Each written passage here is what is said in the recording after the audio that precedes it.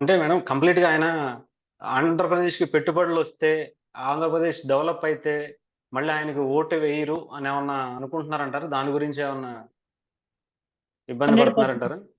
100% ఆయన చేయలేని పని అవతలోడు చేస్తే అది చూసి ఓర్చుకోలేరు.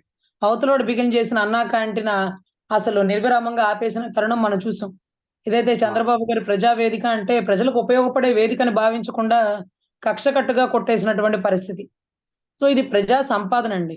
అవతల వ్యక్తి బిగిన్ చేసిన టిడ్కో ఇల్లు నేనెందుకు ఇవ్వాలని ఆపేశారు. ప్రతి పథకానికి అడ్డుకట్టలు వేశారు. ఆయన ఎన్నో సార్లు చెప్పేవారు.